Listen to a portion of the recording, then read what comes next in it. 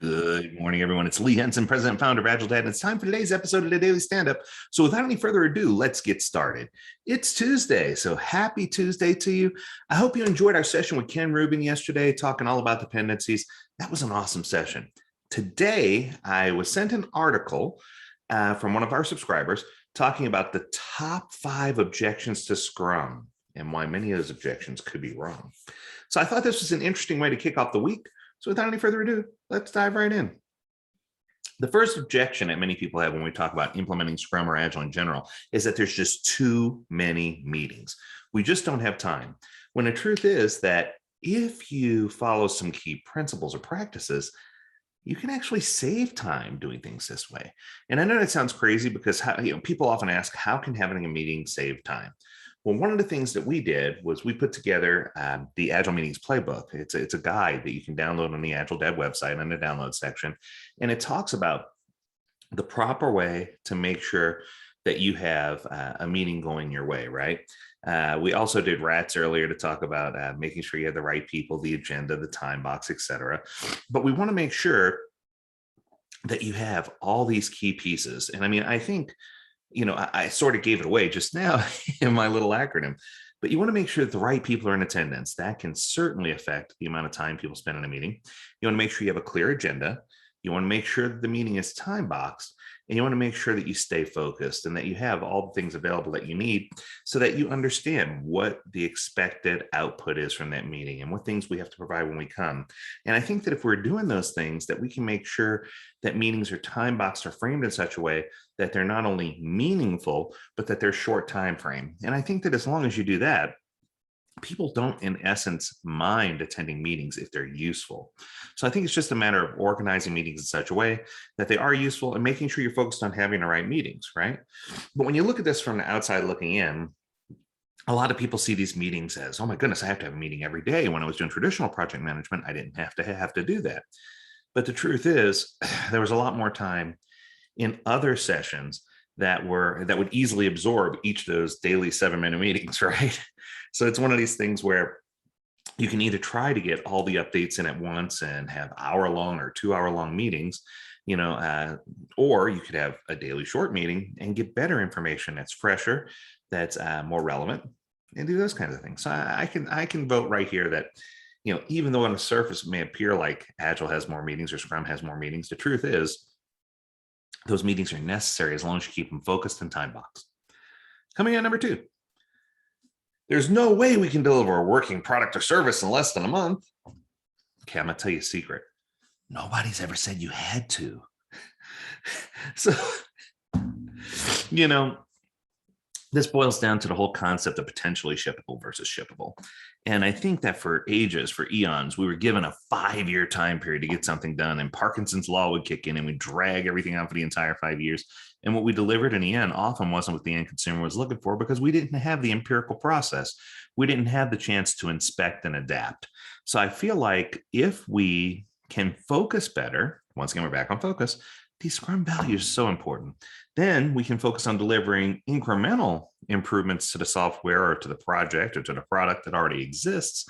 And we can deliver smaller pieces that are easily consumable, that can add value to whatever's existing, and eventually can become part of the greater product or service. I think the myth here, well, there's 2. One is that it's impossible to break things down into smaller pieces.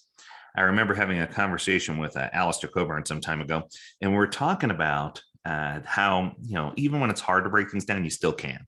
So I think that, the lazy man will say, it's impossible to break things down, but then there's always someone to assist that person to help them get things broken down into a proper way.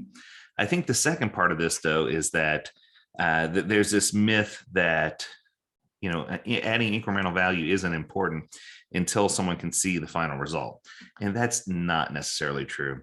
The whole concept of Parkinson's law, where we say, if you give people more time, then they're going to take that amount of time to do the work. Where if you give people less time, they'll deliver something of value, and you have the chance to start the feedback loop.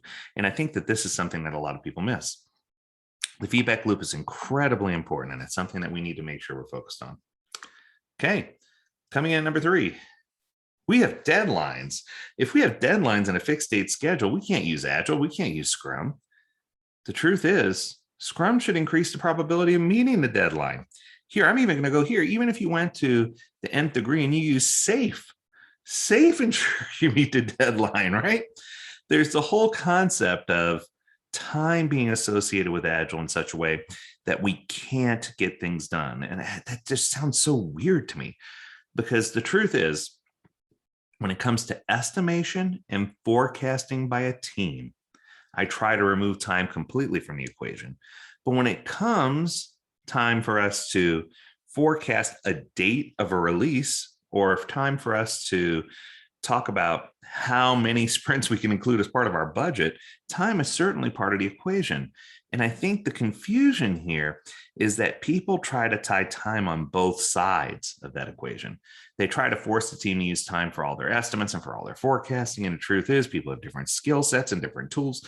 Their estimates are wrong, therefore time doesn't work.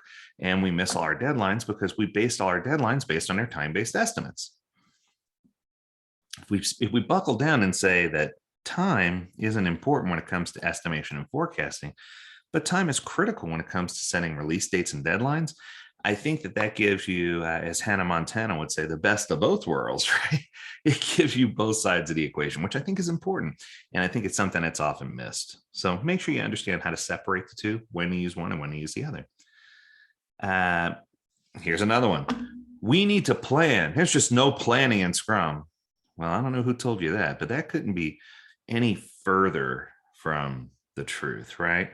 In fact, Scrum or Agile embraces continuous planning. And I think that's the difference.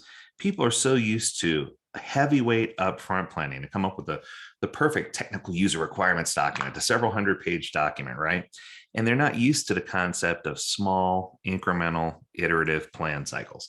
So they're not used to saying, okay, I'm going to meet for just a few minutes or for under an hour, and that we're going to talk about what we're going to do in the next day or the next week, and get that type of planning done more frequently. The truth is, if you have the incremental planning or the iterative planning process, what's going to happen is it's going to give you more frequent opportunities to inspect and adapt. It's going to allow you to get to market faster, and it's going to allow you to have higher quality because you can include things like test automation in the plan. So I think that overarching, the myth is that Agile doesn't have a plan, but that's not true. The plan is continuous throughout each of the 2-week sprint cycles, thereby giving you a plan throughout instead of just a plan up front. So in actuality, when people say we need to plan, so we're not using Scrum or Agile because we're not doing the right planning, this is an indicator that something else is in play. I believe that every single product or project that you build goes through 4 phases. You have ideation or initiation. You have the MVP, discovery phase, right, where you're discovering and doing your MVP. Then you have delivery and feature build out, and then finally release. And I think that what most people overlook is they always want to start their Agile projects in the delivery phase instead of looking at the initiate or ideation or the MVP phase. And I think that you need to have those two in order to have the right level of planning. And I think that's probably where the confusion comes from with this one. You need to make sure you're incorporating all 4 phases as part of your Agile framework. Okay, coming in next, our management team will never go for it. It's too much fun in the office. There's too many. What is all this? It's like a party. It's like a celebration. Now, I recently had someone look at my LinkedIn profile, right? Someone that I invited to look at my LinkedIn profile. And they sent me a terse response back. And their response was, I am not going to connect to you because, in my opinion, it appears that your LinkedIn profile is a circus and that you don't take yourself seriously. Well, after I smiled for a few minutes, I thought it was kind of funny. What people don't realize is that I'm so passionate about what I do and I love what I do so much that I can make it enjoyable. I can make it fun, and it's okay, right? And I think that sometimes I go into environments where people are so used to being stoic that they believe that the management team would never go for something like this. The truth is, and here's a secret, I've held the titles. I've been CEO, CIO, CTO of a bunch of different companies, EIO. I've earned all my letters. What I can tell you is that C-level executives would give their left arm for predictability, even if they were left-handed.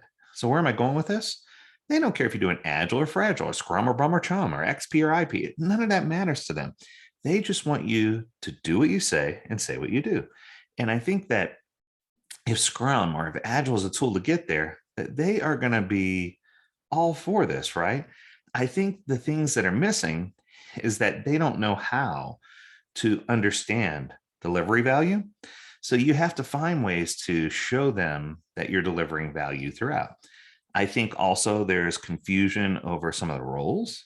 And I think that it's important for us to understand what their responsibilities and what our expectations are of the leadership, as well as what they can expect from us. And then, of course, you have to focus on self-organization. And I think that sometimes letting go is hard. And when you look at it from those perspectives, I think that that makes Agile even more durable than some of the other ways you could do things. So I hope this was useful to you. I hope it was helpful. Those 5 things, those 5 objections were really, really cool. And they're things that I hear all the time. So thanks for bringing them to my attention.